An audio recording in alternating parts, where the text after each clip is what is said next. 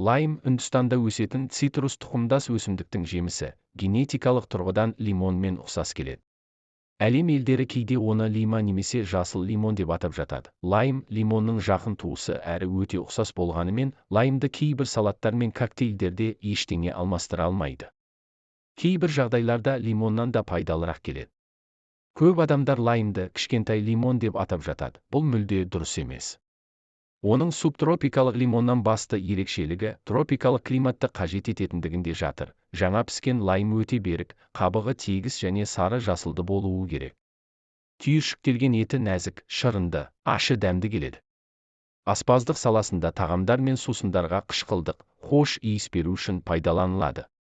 Жоғарыда атап өткеніміздей, жасыл цитрусты кейбір салаттар мен коктейльдер үшін ештеңе алмастыра алмайды. Ол Мексика, Вьетнам, Таиланд және Иран асханасында ең басты ингредиент болып табылады. Лайм лимон секілді ет тағамдармен қойылады, темірдің сіңуін қамтамасыз етеді. Алма, алмұрт, өрік, шабдалы сынды жемістерден жасалған салаттарда атқаратын рөлі үлкен. Ал лайммен безендірілген коктейльді өзіңіз де көрген боларсыз. Кептірілген жемісі мен жапырағы ирандық көптеген дәмдеуіштердің құрамына қосылады. Лаймды жылытуға болмайды. Ол мұндай жағдайда С дәруменінен айырылып қалады. Лаймның құрамында А, В, С дәрумендері, калий, кальций, фосфор, железа, тиамин, рибофлавин, пектин бар. Жүрек қан тамырлары ауруларына шалдыққан науқастарға лаймды пайдалануға кеңес беріледі. Құрамындағы аскорбин қышқылы мен калий қан тамырлардың жақтарын берік ете алады. Ал фосфор мен кальций тістерді тіс жиегінен және зиянды қыртыстардан сақтап, қызыл иектің қан айналымын жақсартады. Лаймның бойындағы пектин біздің ағзамыздағы уытты заттардың шығуына жағдай жасайды.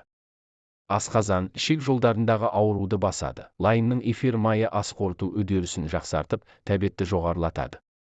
Лайм шырынын антисептикалық, антивирустық құрал деуге әбден болады. Оны медицина саласында ұшықты, сүйелді, папилломаны, тері мен оның шырышты қабаттарында өсетін сүйелші ісік, безгекті, суық тиюді емдеу үшін қолданады. Косметологияда лайм шырыны кремдер мен лосьондардың құрамына қосылады. Ол тері клеткаларын белсенді етіп, нәрлендіреді, ағартады, әжімдердің алдын алады. Шаш пен тырнақты қатайтуға қабілеті бар. Лайм сығындысының парфюмерия мен ароматерапияда өзіндік орны бар.